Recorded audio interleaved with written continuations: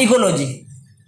Ecology जो है एक ऐसी सब्जेक्ट है या ऐसा टॉपिक है जिसको अपन काफ़ी लंबे टाइम तक पढ़ेंगे। मतलब 12th की अगर बायोलॉजी को देखा जाए तो इसमें सबसे लंबा टॉपिक ही अपन इकोलॉजी पढ़ते हैं।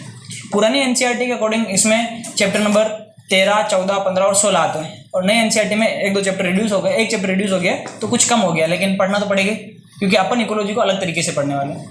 तो सबसे पहले मन में ये सवाल आता है कि इकोलॉजी होती क्या है, व्हाट इज इकोलॉजी।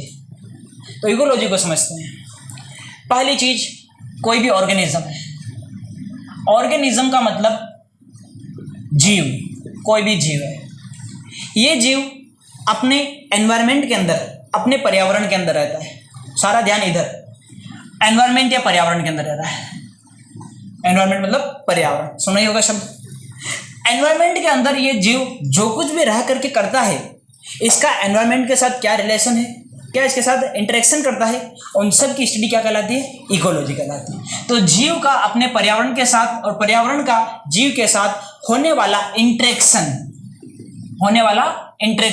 होने वाली अंतरक्रिया, क्या अंतरक्रिया कर रहा है जीव अपने पर्यावरण के साथ, या फिर इनके बीच का इंटर रिलेशन क्या है, इनके बीच का अंतर संबंध क्या है, उसी की स्टडी क्या कहलाएगी बेटा, इकोलॉजी। तो जैसे ये बात कही जाती है तो सबसे पहला सवाल मन में आता है कि जीव क्या, व्हाट इज ऑर्गेनिज्म। ये भी तो सवाल मन में आ रहा है। किसी के मन में अगर ये सवाल आए तो समझ जाना, जीव का मतलब होता है बेटा प्लांट। क्या मतलब होता है? जीव का मतलब होता है बेटा एनिमल। क्या मतलब होता है? जीव का मतलब होता है बेटा माइक्रोब। क्या मतलब होता है? माइक्रोब बोले तो सूक्ष्म जीव, बार बार नहीं लिखूंगा, पहली बार ऐसे लिख रहा हूं, सूक्ष्म जीव। एनिमल बोले तो जंतु, और प्लांट बोले तो पादप। पता ही आपको। तो पादप हो गया, वो भी एक जीव है। एनिमल हो गया, वो भी एक जीव है। और माइक्रोब्स हो गए जैसे बैक्टीरिया, फंजाई वगैरह, तो ये भी अपने आप में एक जीव है।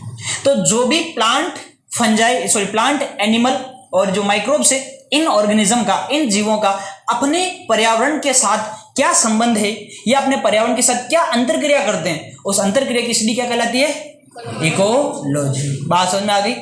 अब मन में दूसरा सवाल उठता है, जीव तो समझ में आ गया, लेकिन ये एनवायरनमेंट क्या है।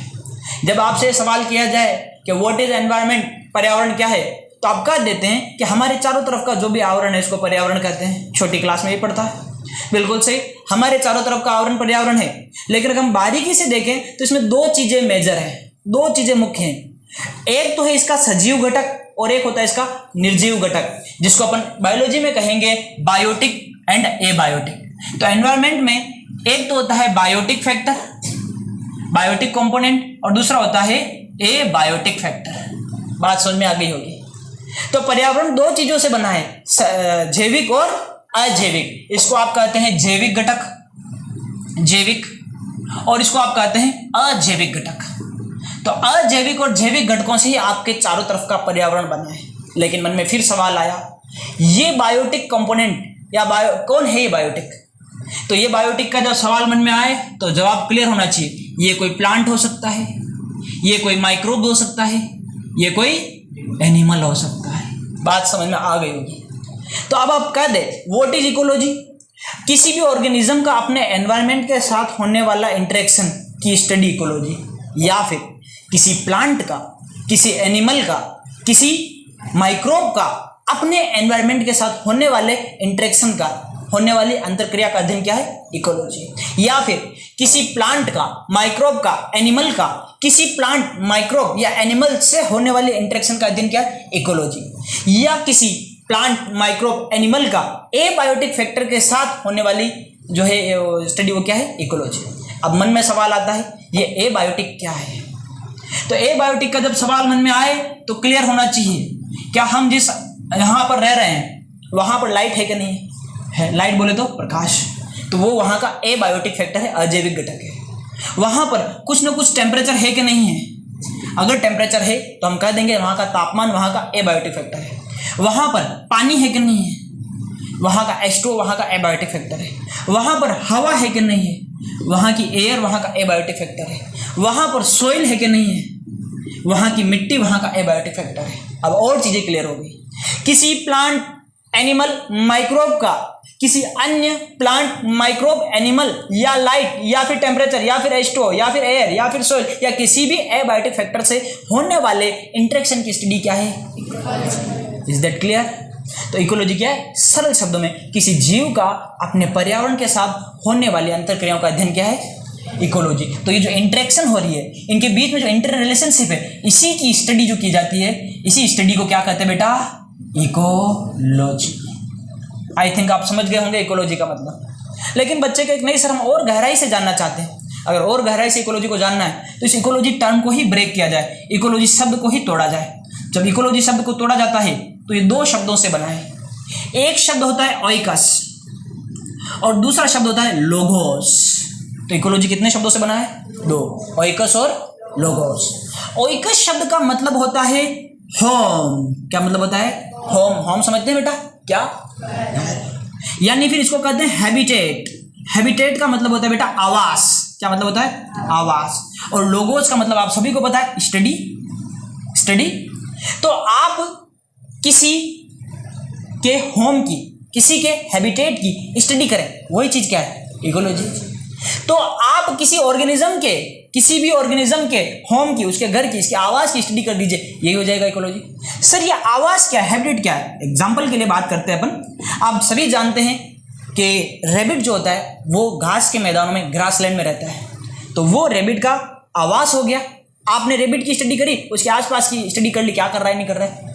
जैसे कि एग्जांपल की बात करें, ग्रासलैंड। किसी का आवास ग्रासलैंड है कि नहीं है? है, बहुतों का है। किसी का आवास फॉरेस्ट है कि नहीं है? है, बहुतों का है। किसी का आवास पोंड है कि नहीं है? तालाब, बहुतों का है। किसी का आवास लेक है कि नहीं है? झील, बहुतों का है। तो उनके आवासों की स्टडी कर लिया, वही आपकी इकोलॉजी हो गई। Is that clear? एग्जाम्पल के लिए अब आपके मन में सवाल आ रहा है कि सर इंटरेक्शन क्या कर रहे हैं? आप बार बार इंटरेक्शन कर रहे हो, कौन किसके साथ क्या इंटरेक्शन कर रहा है? आइए इसके लिए एक एग्जाम्पल लेते हैं। मान लिया फॉरेस्ट है, तो ये एक आपको फॉरेस्ट नजर आ रहा है, ये लो बेटा जंगल। अब बताइए जंगल में ए बायोटिक फैक्टर होगा कि नहीं होगा? होगा। जंगल में ए बायोटिक फैक्टर के लिए मान लेते हैं जंगल में मिट्टी होगी कि नहीं होगी? होगी। वो जंगल का ए बायोटिक फैक्टर है, जमीन। वहां पर कुछ ना कुछ टेम्परेचर होगा कि नहीं होगा? होगा। वहां पर लाइट होगी कि नहीं होगी? होगी। वहां का टेम्परेचर होगा। वहां पर बताइए मिनरल्स होंगे कि नहीं होंगे? होंगे। वहां पर H2O होगा कि नहीं होगा? होगा। ये जंगल के ए बायोटिक फैक्टर है, फॉरेस्ट के। इसी तरह से फॉरेस्ट में अगर देखा जाए तो वहां पे बायोटिक फैक्टर भी होगा। उस फॉरेस्ट में प्लांट होंगे कि नहीं होंगे बेटा? होंगे। उस फॉरेस्ट के अंदर अगर प्लांट हुए तो बताओ एनिमल होंगे कि नहीं होंगे? होंगे।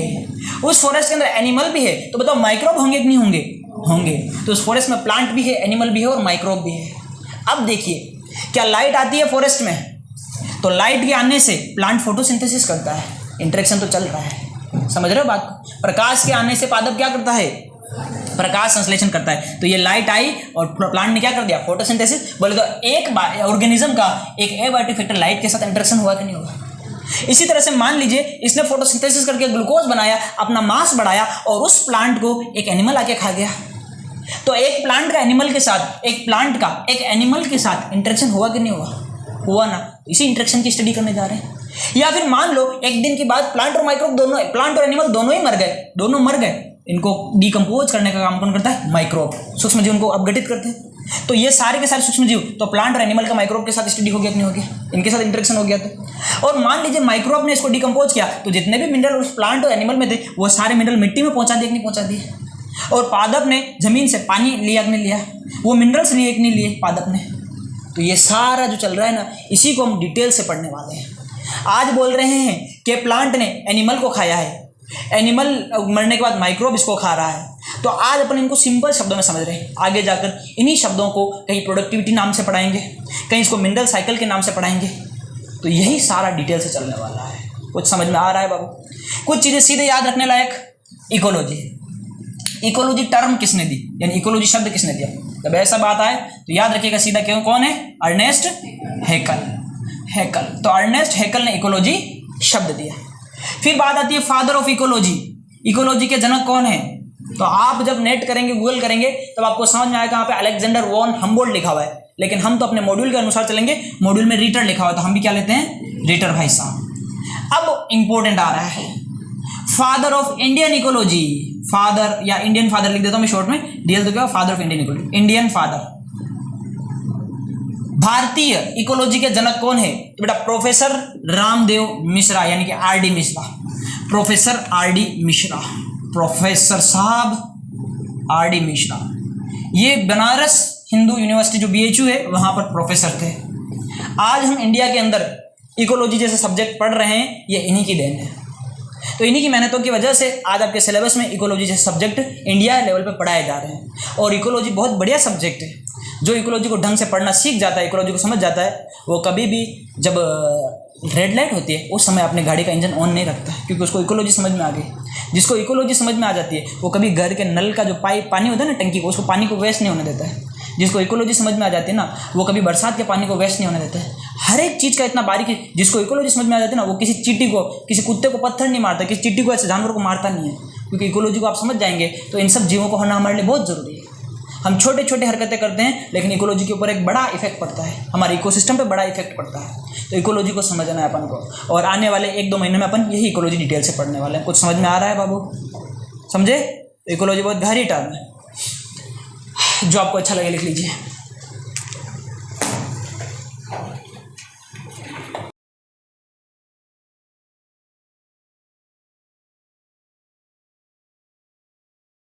अब बात होगी इकोलॉजिकल ऑर्डर की, यानी कि इकोलॉजी तो समझ में आ गया, इसका क्रम क्या है, इकोलॉजिकल ऑर्डर में किसको पहले पढ़ेंगे, फिर बाद में किसको, फिर बाद में किसको, ऐसे। तो now the topic is ecological order.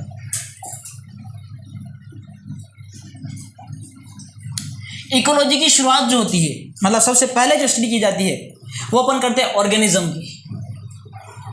Organism Hindi में क्या बोलेंगे? जीव। मान लिया कोई ऑर्गेनिज्म है ए, समझ गए?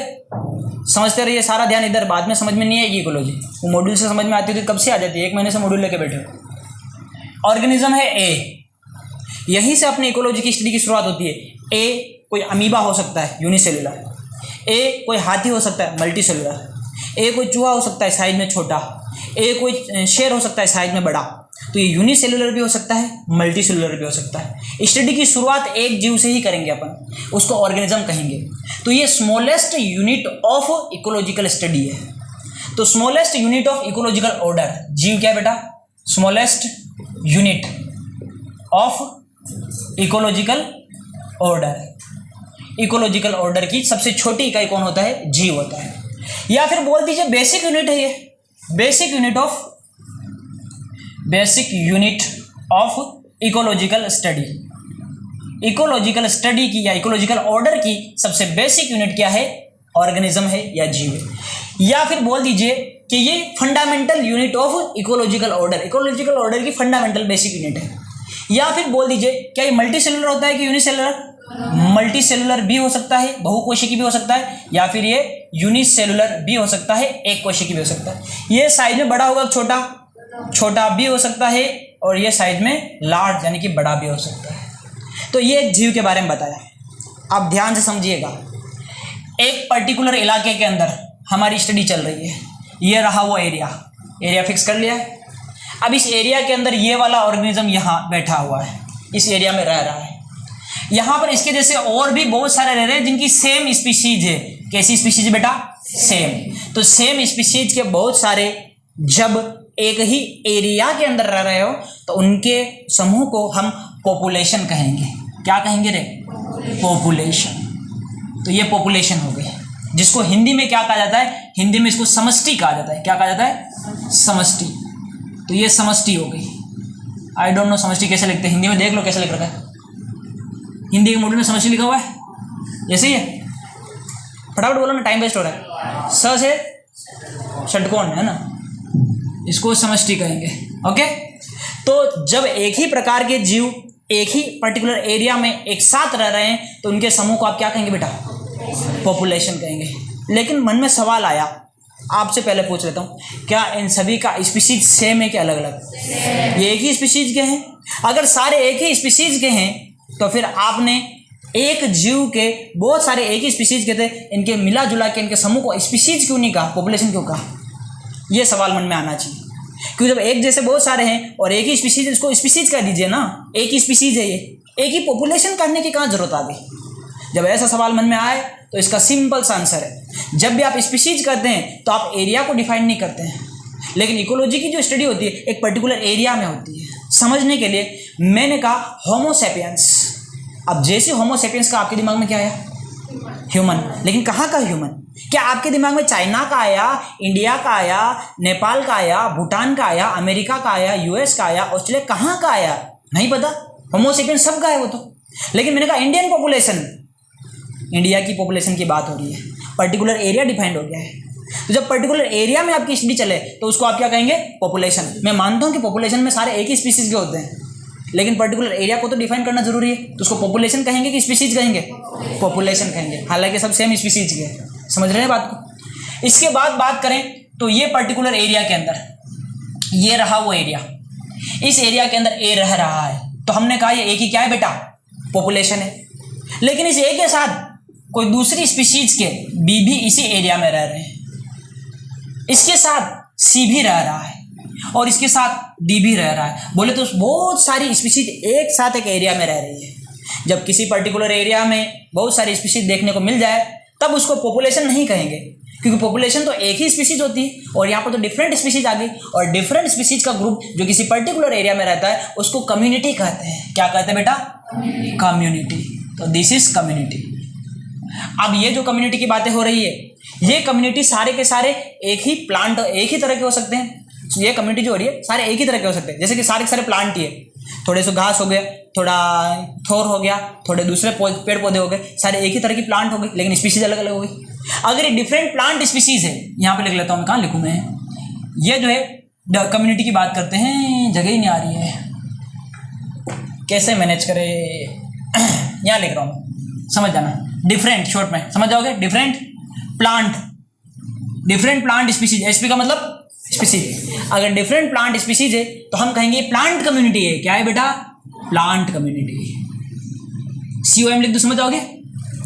इसी तरह से हो सकता है कि यहाँ पर बहुत सारे एनिमल रह रहे हैं, कहीं घोड़ा रह रहा है, कहीं गधा रह रहा है, चूहा रह रहा है, एक पर्टिकुलर एरिया में बहुत सारे एक साथ एनिमल रह रहे हैं।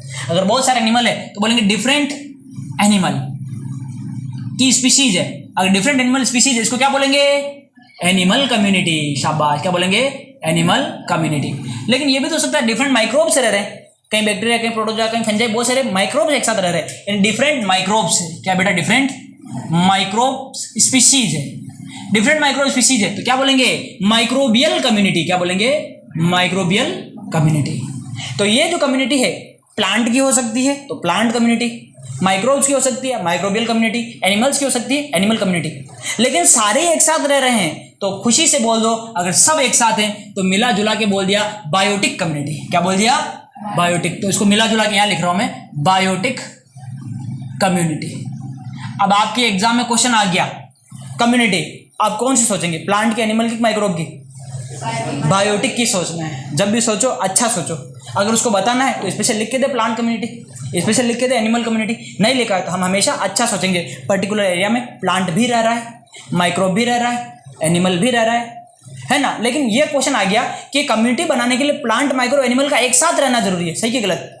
गलत है। बहुत सारे एनिमल ही एक साथ रह जाए तो एनिमल की कम्युनिटी बन जाएगी, है ना। फिर बाद में बच्चे सवाल करते सर सिर्फ एनिमल ही एनिमल रहेंगे तो जिंदा कैसे रहेंगे? तो बेटा जिंदा रहने की बात नहीं हो रही है, कम्युनिटी फॉर्मेशन की बात हो रही है, एग्जिस्टेंस की बात नहीं हो रही। तो डिफरेंट टाइप के पॉपुलेशन एक साथ आ जाए, आप कह दीजिए कम्युनिटी बन गई। बात समझ में आएगी नहीं? तो एक अकेला हुआ तो क्या कहा? ऑर्गेनिज्म। इसके जैसे बहुत सारे पर्टिकुलर एरिया में आ गए एक ही स्पीसीज के, क्या कहा? और बहुत अलग अलग पॉपुलेशन आ गई तो क्या कहेंगे? कम्युनिटी। बात समझ में रहे? अब इस कम्युनिटी के साथ, कम्युनिटी के बाद आगे जो कॉम्प्लेक्सिटी होती है उसको कहते हैं इकोसिस्टम। क्या कहते हैं? इकोसिस्टम। अब ये इकोसिस्टम को हिंदी में कहते हैं बेटा पारिस्थितिकी तंत्र या पारितंत्र, शॉर्ट में क्या कहते हैं?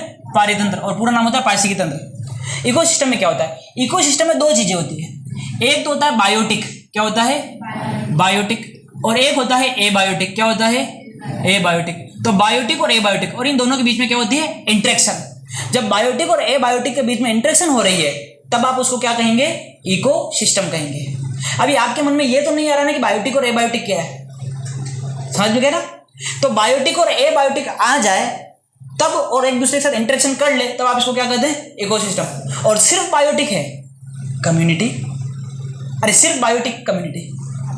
लेकिन बायोटिक के साथ एबायोटिक भी आ गया, लाइट आ गई, टेम्परेचर आ गया, एयर आ गया, सोयल आ गया, बायोटिक के साथ एबायोटिक है और दोनों ने इंटरेक्शन करना शुरू कर दिया, आप क्या कहेंगे?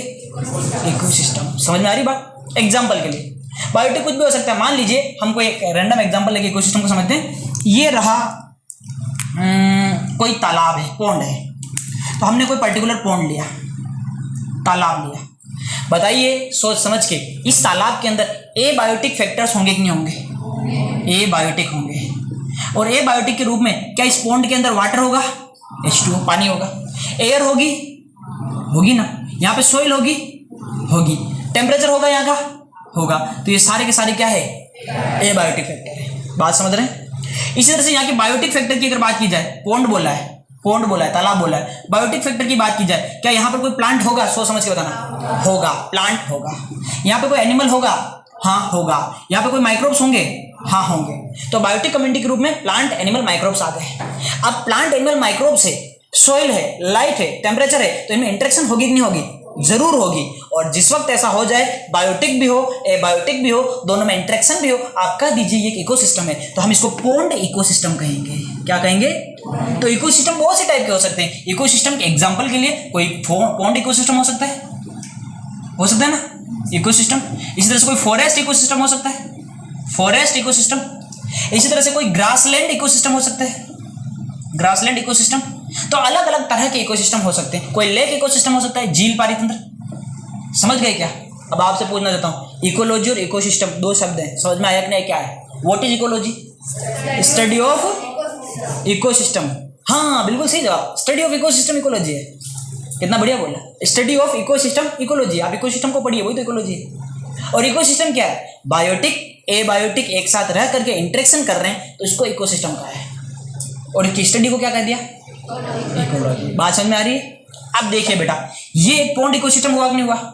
चलिए आपको थोड़ा घुमाते हैं। जब आप इस पोंड से, तालाब से बाहर निकलते हैं, तो तालाब के इस किनारे की तरफ एक घना जंगल है, जहां पर बड़े बड़े पेड़ मौजूद है और कुछ पौधे भी मौजूद है। और ये घना जंगल को हमने कहा बेटा फॉरेस्ट है। क्या ये? फॉरेस्ट है। जंगल फॉरेस्ट होता है। अगर ये फॉरेस्ट है तो सोच समझ के बताना, यहां पर बायोटिक होगा कि नहीं होगा? होगा। क्या बायोटिक के रूप में यहाँ पे प्लांट्स होंगे? यहाँ पर एनिमल्स होंगे खूंखार वाले? यहाँ पर माइक्रोब्स होंगे? बिल्कुल होंगे। यहाँ पर एबायोटिक होगा कि नहीं होगा? एबायोटिक के रूप में क्या यहाँ पे सोइल है? क्या यहाँ पर एबायोटिक के रूप में लाइट है? लाइट नहीं है क्या? क्या यहाँ पर टेम्परेचर है? क्या यहाँ पर सोइल वाटर है? सब कुछ है। जब बायोटिक एबायोटिक एक साथ आ ही गए तो इंटरेक्शन कर ही लेंगे, और जब इंटरेक्शन हो ही जाएगा तो इसको इकोसिस्टम कह देंगे।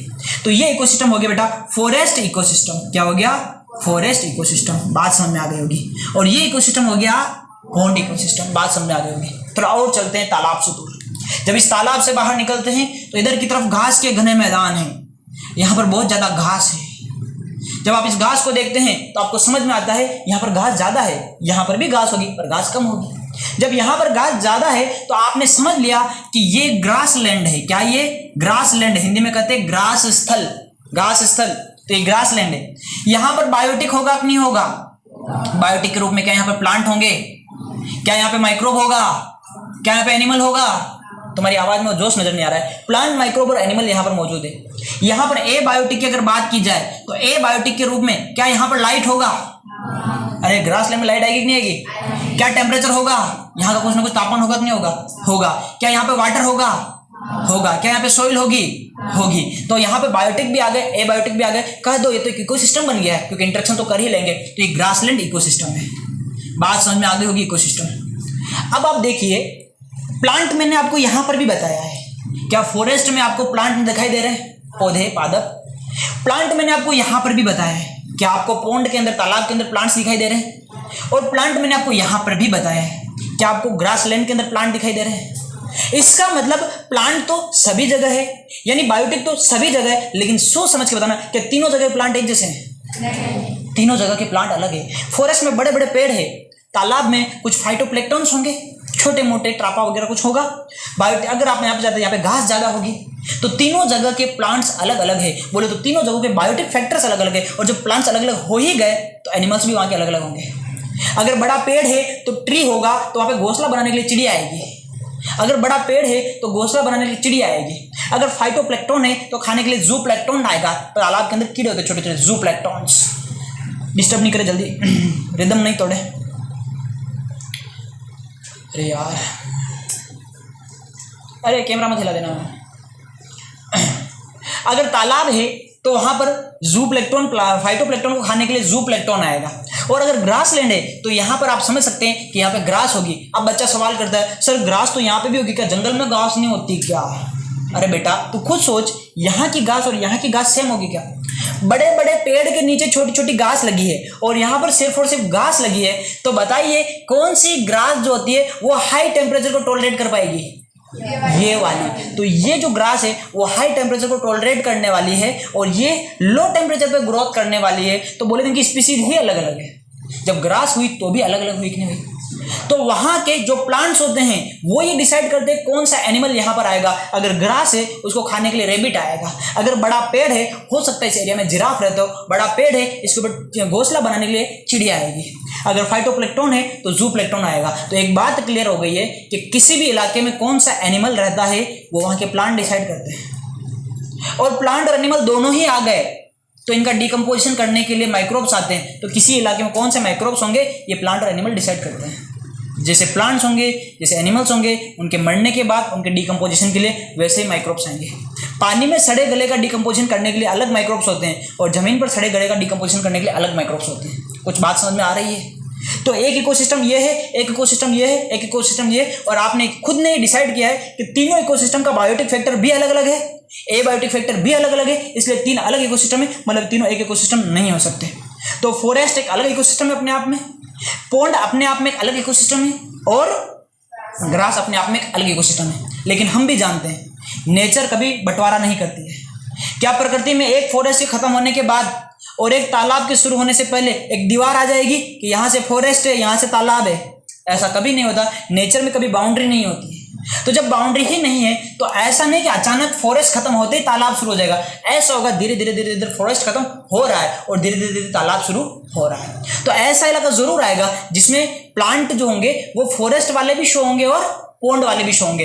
तो ऐसा इलाका जरूर आएगा यहाँ पर जहाँ पर कुछ एनिमल प्लांट माइक्रोब्स इधर तो फॉरेस्ट वाले से शामिल हो जाएंगे और इधर पॉन्ड वाले शामिल हो जाएंगे। ऐसा इलाका जरूर आएगा जहाँ पर कुछ प्लांट माइक्रोब एनिमल इधर तो पॉन्ड वाले हो जाएंगे और उधर से ग्रास वाले हो जाएंगे। और ऐसा इलाका जो आपस में दो इकोसिस्टम का ओवरलैप होता है, ऐसे इलाके को इकोटोन कहा जाता है। क्या कहा जाता है बेटा? इकोटोन। तो इकोटोन वो इलाका होता है जहां पर दो इकोसिस्टम आपस में ओवरलैप होते हैं। आप जैव विविधता, बायोडाइवर्सिटी समझते हैं? तो विविधता का मतलब होता है कि कितना वैरायटी है आपके पास, कितनी वैरायटी है आपके पास। तो आप बताइए इकोसिस्टम की वैरायटी यहाँ पर भी है, बायोडाइवर्सिटी यहाँ पर भी है, लेकिन बायोडाइवर्सिटी इकोटोन में भी है। बताइए इन तीनों जगहों में बायोडाइवर्सिटी सबसे ज़्यादा कहाँ की होगी? इकोटोन की। तो इकोटोन वो इलाका होता है जहाँ की डाइवर्सिटी ज़्यादा होती है। कैसी होती है बेटा? डाइवर्सिटी ज़्यादा। डाइवर्सिटी ज़्यादा क्यों होती है? क्योंकि जंगल वाले भी आ गए, तालाब वाले भी आ गए। सेम उधर के लिए भी होगा। मैं ये नहीं कह रहा कि जमीन पर सबसे ज़्यादा, मैं बोल रहा हूँ इनमें ज़्यादा होगी। कुछ बात समझ में आ गई? तो ये इकोटोन है। कुछ भी आपको लिखने की जरूरत नहीं, आपके मॉडल में सब लिख के दिया मैंने। ये इकोसिस्टम है। कुछ क्लियर हुआ? इकोसिस्टम आप समझ चुके हैं कि बायोटिक और एबायोटिक आपस में क्या होना चाहिए? इंटरेक्शन होना चाहिए। That is ecosystem. और आगे बढ़ जाए, इकोसिस्टम के बाद अगला जो ऑर्डर होता है इसको अपन कहेंगे बायो। क्या कहेंगे बेटा? बायो। जब बायोम की बात होती है तो आपके मन में क्लियर होना चाहिए कि एक इकोसिस्टम जो साइज में बहुत बड़ा हो उसी को बायोम कह देते हैं। इकोसिस्टम आप समझ गए, लेकिन वो छोटे लेवल पर है। अगर यही बहुत बड़े लेवल पे हो जाए तो इसको आप क्या कहेंगे? बायोम। तो लार्ज इकोसिस्टम, बायोम क्या होता है बेटा? Large ecosystem. लार्ज इकोसिस्टम को ही आप बायोम कहते हैं, लेकिन शर्त यह है कि वो कितना ही लार्ज हो, अकेला होना चाहिए, यानी सिंगल होना चाहिए। कैसा? तो सिंगल लार्ज इकोसिस्टम को आप क्या कहते हैं? बायोम कहते हैं। एग्जाम्पल के लिए एग्जाम्पल बताते हैं ताकि आपको विश्वास हो जाए। यहां पर हम बात करें ओशियन, समुद्र बहुत बड़ा है। नदी भी अपने आप में इकोसिस्टम है, तालाब भी अपने आप में इकोसिस्टम है। ये तालाब है बेटा, छोटा है, वो समुद्र है, बहुत बड़ा इकोसिस्टम तो है ना। तो वो जो बड़ा इकोसिस्टम आ जाए तो उस बड़े इकोसिस्टम को क्या कहते हैं? बायोम कहते हैं। Is that clear? जैसे मैंने लिखा डेजर्ट। डेजर्ट अपने आप में बहुत बड़ा, बड़े डेजर्ट की बात हो रही है। बोले तो गोबी की, बोले तो सहारा की, बोले तो थार की। तो ये थार या सहारा की बात हो रही है, ये बड़े बायोम हैं। और बात करें तो tropical rain forest, tropical rain forest Hindi में बोले तो उष्णकटिबंधीय वर्षावन, बड़े इलाके हैं। और जब बड़े बायोम की बात होती है तो बच्चों के मन में सवाल आता है कि सर बायोम तो बहुत बड़ा होता है ना, क्या ऐसा नहीं हो सकता कि बीच में थोड़ा सा कुछ चेंजेस आ जाए? यहाँ से लेके यहाँ तक मैं जाऊंगा तो मेरे को सारा एक जैसा मिलेगा। जब सारा एक जैसा मिलेगा तो इस पूरे इलाके को मैं एक इकोसिस्टम कहूंगा। यहाँ से यहाँ तक सारा एक जैसा मिलेगा तो इस पूरे को एक इकोसिस्टम कहूंगा। तो बायोम भी तो एक इकोसिस्टम है। लेकिन जब साइज बहुत ही बड़ी है तो ये बीच में छोटा छोटा वेरिएशन नहीं आ सकता क्या? आ सकता है।